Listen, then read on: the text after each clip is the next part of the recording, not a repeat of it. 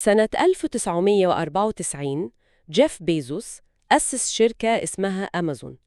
الشركة دي فضلت تخسر فلوس لمدة 9 سنين متواصلة. يعني متخيلين الرقم؟ 9 سنين كاملين من الخسارة والضغط، ده رقم يخض الحقيقة. بالظبط كده. 9 سنين شغل خسروا فيهم حوالي 149 مليون دولار لحد ما قدروا يحققوا أول أرباح ليهم في سنة 2003. الأرباح وقتها كانت 35 مليون دولار. وده كان يعتبر إنجاز خرافي وقتها. جدا. بس المفارقة بقى إننا النهاردة وإحنا في قمة التطور التكنولوجي ده، أغلبنا أو يعني كلنا تقريبا ما بقاش عندنا القدرة إننا نستنى 9 ثواني عشان فيديو يحمل على الإنترنت. بنفقد أعصابنا وبنقفل الشاشة فوراً. صح جدا. وده بيطرح سؤال مهم: إيه اللي حصل لعقولنا؟ إزاي فقدنا القدرة على التفكير طويل المدى بالشكل المرعب ده؟ هو ده لب الموضوع اللي هنغوص فيه النهاردة. أيوة، عشان كده في رحلة الغوص العميق بتاعتنا النهاردة في أفكار كتاب صيام الدوبامين للمؤلف سيبو مارس، إحنا مش جايين نرص شوية نصايح عن التركيز وخلاص. أكيد لأ، الموضوع أعمق من مجرد نصايح سطحية. نفهم المعركة الكيميائية اللي بتحصل جوه دماغنا كل ثانية. عايزين نعرف ليه بنقف عاجزين قدام شاشة التليفون في الوقت اللي أحلامنا الحقيقية مستنية على الرف وبتتأجل كل يوم. بصي، السر كله بيبدأ أول ما نتخلى عن فكرة إننا بنعاني من كسل أو فشل شخصي. يعني إحنا مش فاشلين وإرادتنا ضعيفة؟ خالص. الإحساس بالذنب اللي بيسيطر علينا لما نضيع ساعات في التمرير اللانهائي على الشاشات بيخلينا نركز على النتيجة ونتجاهل السبب الحقيقي. اللي هو إيه بقى السبب الحقيقي؟ إن البيئة الحديثة اللي عايشين فيها متصممة ومتهندسة بدقة شديدة جداً عشان تتجاوز قوة إرادتنا الطبيعية. يا خبر، يعني إحنا حرفياً في معركة؟ بالظبط.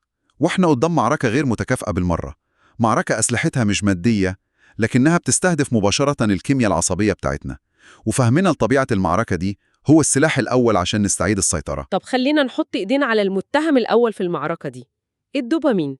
الفكرة السائدة اللي كلنا بنسمعها إن الدوبامين ده هو هرمون السعادة.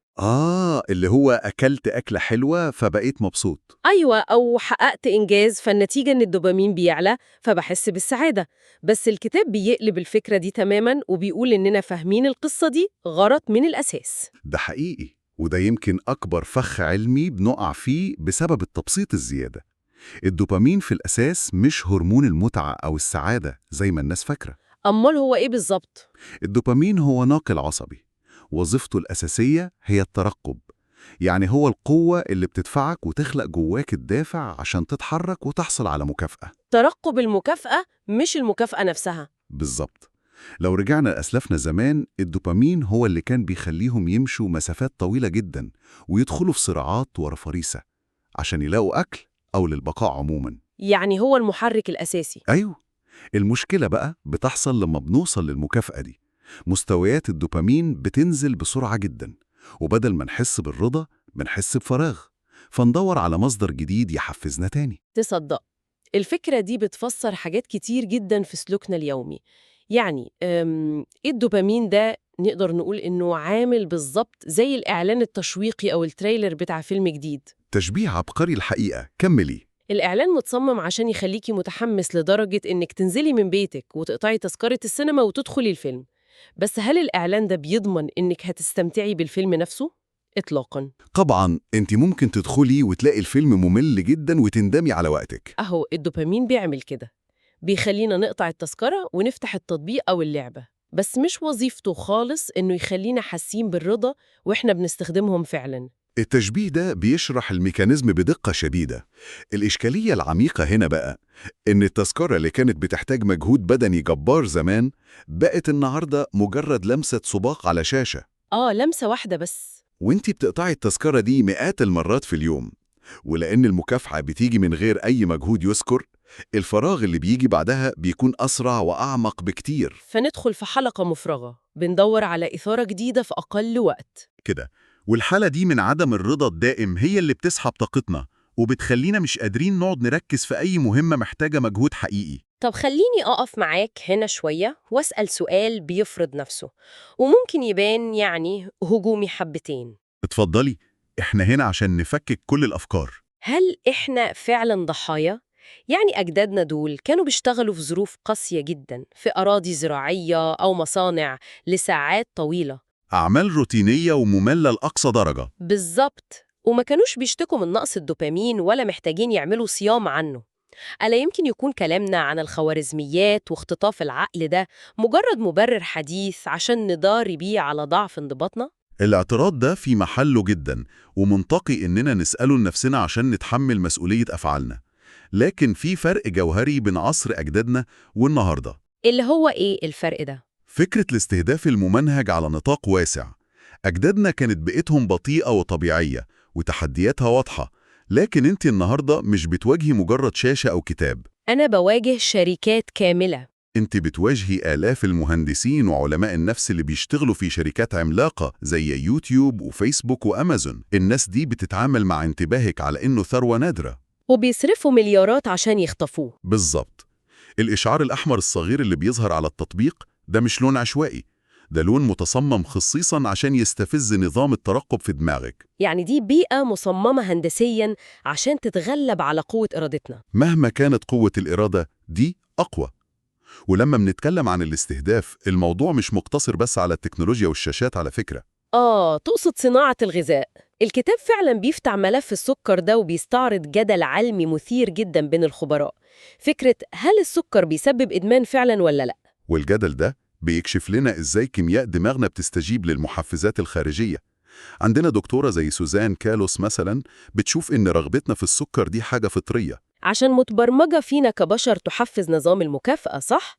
لأن السكر زمان كان مصدر طاقة نادر ومهم للبقاء. بالظبط جدا.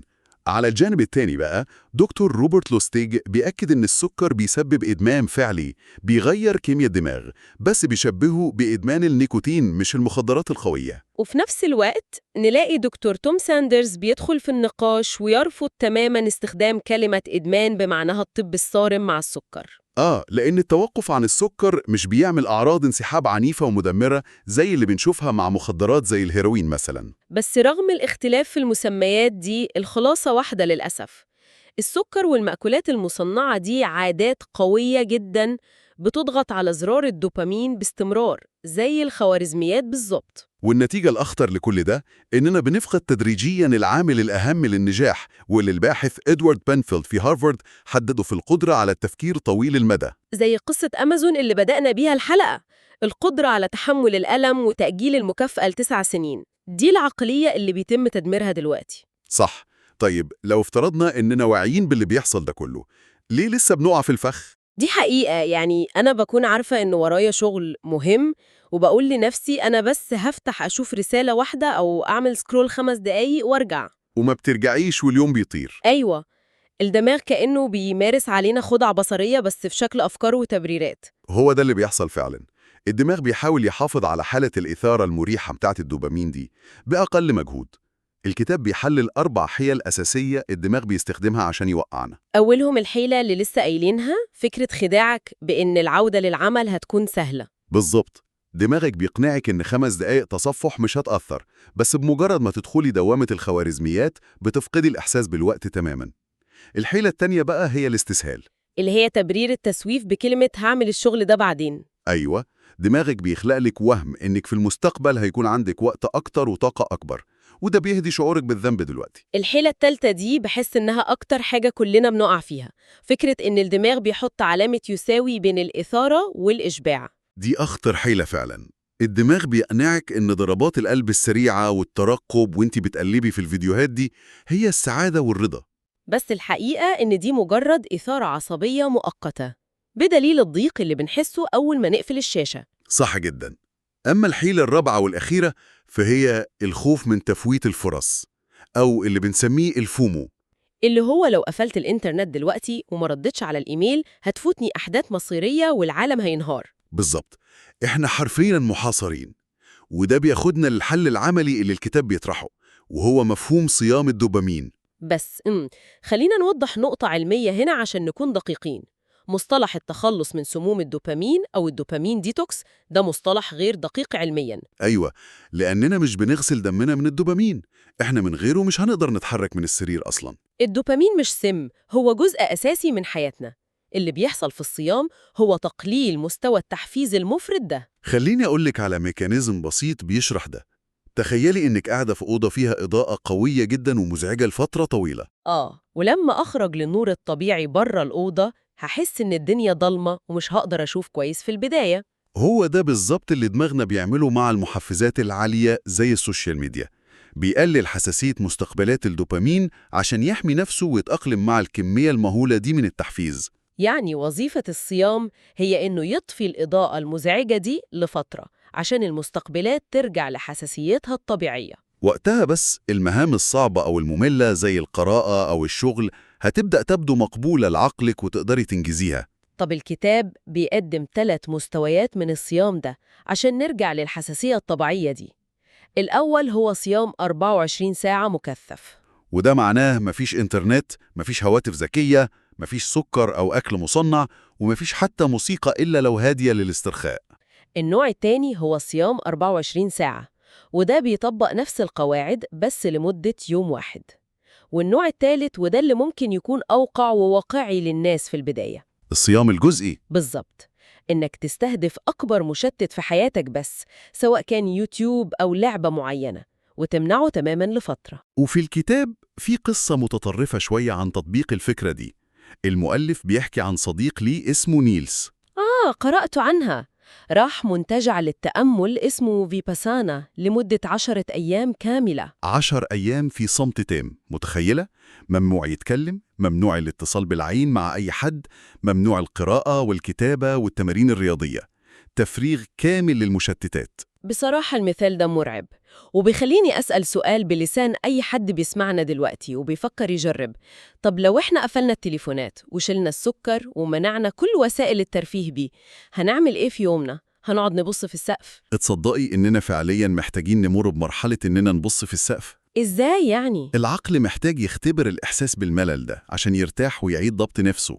الملل مش عدو، الملل هو المساحة الفاضية اللي العقل بيستخدمها عشان يبدع ويرتب أفكاره. بس الكتاب أكيد مش بيسيبنا للفراغ المطلق يعني. أكيد لأ، بيقترح بدائل إيجابية جدا للوقت ده، زي المشي التأملي في الطبيعة بدون تليفون، كتابة اليوميات، التأمل الصامت، أو تمارين التمدد البسيطة. الفكرة إنك بتنقل تركيزك من العالم الافتراضي السريع اللي بيحرق أعصابك لعالم حقيقي بطيء بيسمح لعقلك إنه يتنفس ويتعافى. كلام جميل جدا، بس الفهم النظري ده لوحده مش كفاية يا جماعة. إحنا اتفقنا إن الدماغ كسول وبيحب يرجع للمألوف السهل. دي حقيقة. لو أنا معتمدة على قوة إرادتي بس وإني أقول لنفسي أنا هقاوم التليفون، غالباً هفشل في أول ساعة. وهنا بتيجي أهمية اللي الكتاب بيسميه هندسة البيئة. إزاي نحط خطة عملية تتحدى كسل الدماغ ده وتجبره على الالتزام؟ والكتاب بيشرح ده من خلال 3 خطوات. الخطوة الأولى إننا نحدد المشتتات بوضوح ونعمل قائمتين، قائمة إيه اللي مسموش أعمله وقائمة إيه اللي مستحيل أعمله في فترة الصيام دي. الخطوة التانية بقى هي جوهر هندسة البيئة فعلا، فكرة تقليل الاحتكاك للمهام الجيدة وزيادة المقاومة للمشتتات السلبية. طول ما المشتت سهل أوصل ليه، الإرادة هتستنزف وتنهار. بالظبط. الكاتب حكى قصة عملية جدا عن نفسه هنا. هو كان بيعاني من تصفح الإنترنت وقت الشغل. أيوة، قصة جهاز المودم دي مضحكة وعملية جدا. اخد المودم ونزل بيه 4 أدوار في الأسانسير وفتح 4 أبواب عشان يحطه في غرفة تخزين تحت الأرض. هو خلق 12 خطوة مقاومة بينه وبين المشتت. عقله الكسول بقى يستخسر يعمل المجهود البدني ده كله عشان يفتح الإنترنت لمجرد التصفح، فبقى يختار الأسهل، إنه يقعد يركز في الكتابة. شفتي اللعبة؟ يعني الموضوع عامل بالظبط كأنك جبت علبة الشوكولاتة اللي بتحبها وحطيتها فوق أعلى دولاب في المطبخ ورا كراتين قديمة ومحتاج تجيب سلم عشان توصل لها. وفي نفس الوقت حطيتي طبق تفاح مغسول ومتقطع وجاهز على الترابيزة قدامك. أيوة، الدماغ كسول بطبعه وبيدور على المسار الأقل مقاومة، فلما يجوع ويدور على دوبامين هيستسهل وياخد التفاحة بدل ما يبذل مجهود السلم ويجيب الشوكولاتة. ده تلخيص عبقري لآلية عمل الدماغ.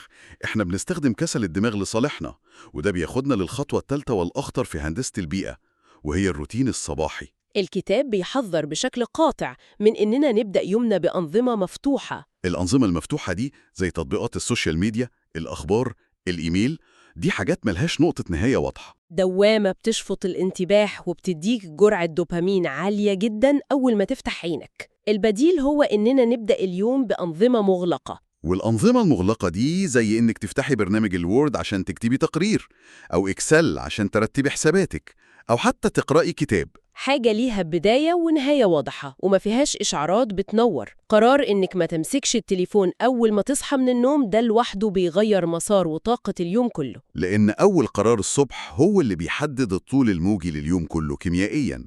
لو بدأت يومك بمستوى تحفيز عالي من الشاشات، المستقبلات هترفع سقف توقعاتها، وبقية المهام هتبان مملة جداً. لكن لو بدأت بهدوء وبأنظمة مغلقة، مستوى الدوبامين بيفضل معتدل وبتقدر تدخل بسلاسة في حالة التركيز العميق. وده بينقلنا لنقطة التنفيذ، التركيز الحاد زي الليزر.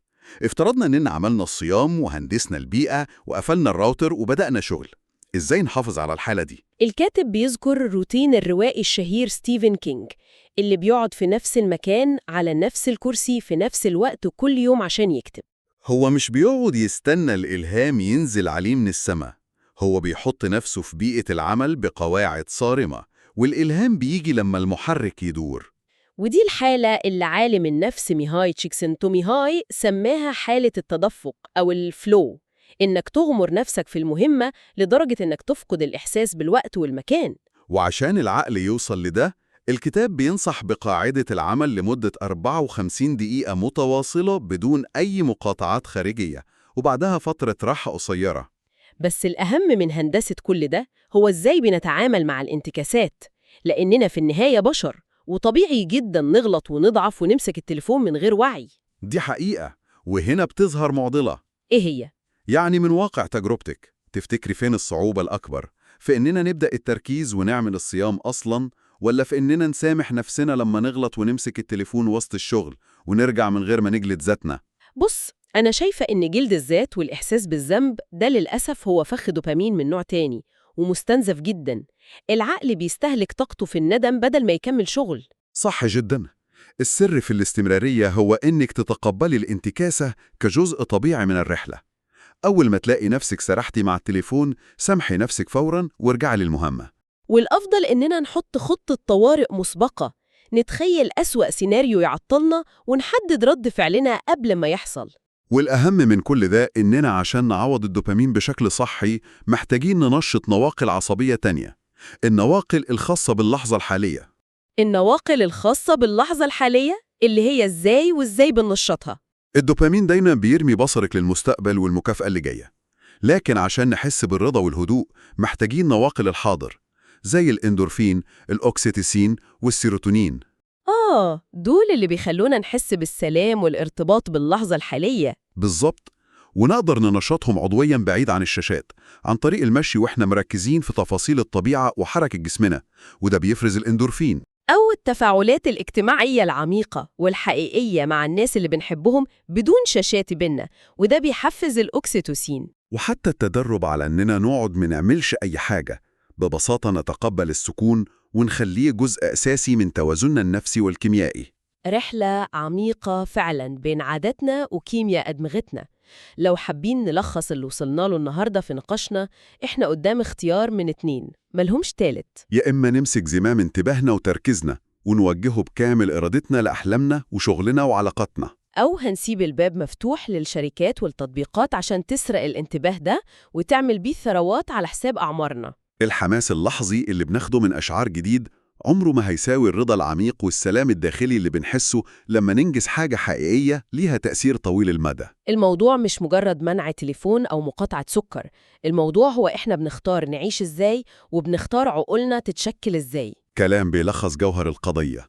وعشان نبني على كل اللي شرحناه، خلونا نختم بفكرة أخيرة للتأمل، حاجة يمكن متذكرتش صراحة في الكتاب بس هي امتداد طبيعي للي فهمناه. إيه هي الفكرة دي؟ إذا كان انتباهنا كبشر بيساوي مليارات الدولارات بالنسبة لشركات التكنولوجيا وبيوظفوا أذكى العقول عشان يختطفوه، تخيلوا العائد الاستثماري والنفسي والروحي اللي هنحققه لو قدرنا نحتفظ ب100% من الانتباه ده لنفسنا واستثمرناه بالكامل في تطوير عقولنا وعلاقاتنا ومجتمعاتنا لمدة سنة واحدة بس. يا ترى شكل حياتنا وشكل العالم حوالينا هيكون عامل إزاي؟